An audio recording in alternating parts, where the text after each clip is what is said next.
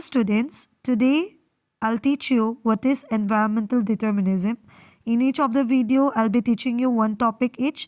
So today we will start with environmental determinism, and in the next class we will study what is environmental possibilism.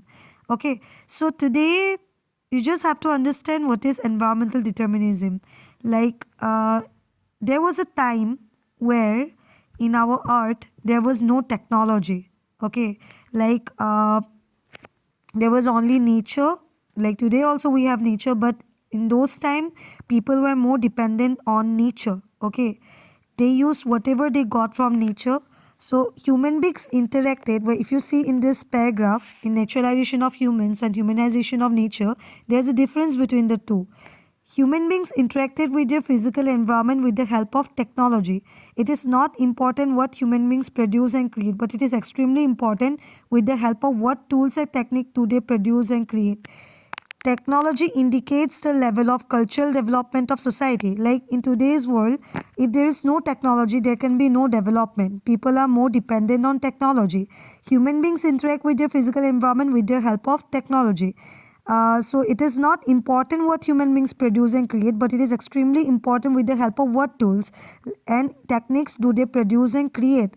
To produce something or to create something, human beings use technology and they use different tools and techniques. So it is important to know with what tools and techniques do humans create and produce.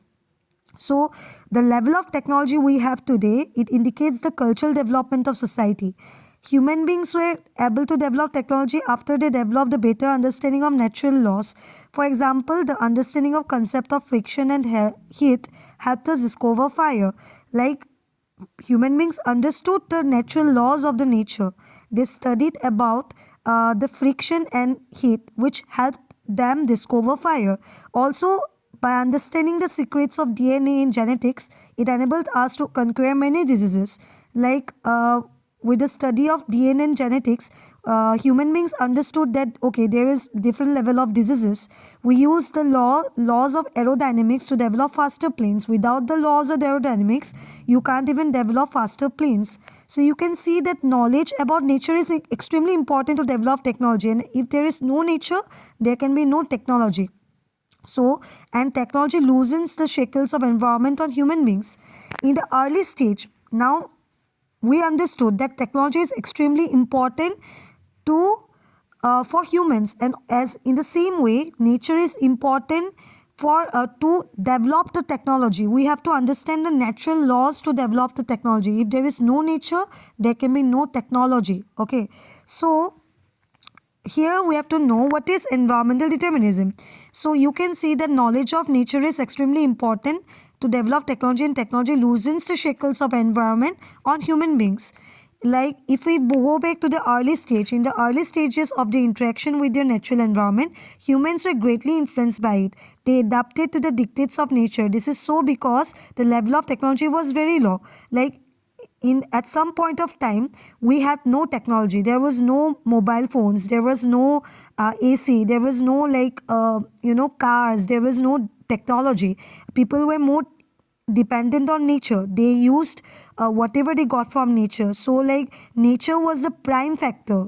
If there is no nature, there was no, people didn't have any sustenance. They were so much dependent on nature. Okay, so this is because the level of technology was very low and stage of human social development was also primitive. This type of interaction between primitive human society and strong forces of nature was termed as environmental determinism. At this stage of very low technology development, we can imagine the presence of naturalized human who listened to nature, was afraid its fury and worshipped it. At that time, people actually worshipped nature. They actually respected nature. They didn't went to the dictates of nature. They didn't went against nature. Whatever they got from nature, they respected nature. They worship nature, and that is why nature in return respected humans. But in today's world, if we see, we are destroying nature, we are cutting down trees, we are degrading the environment, for which in return we are getting lots of losses. Like we are facing global warming in lots of different parts of the world.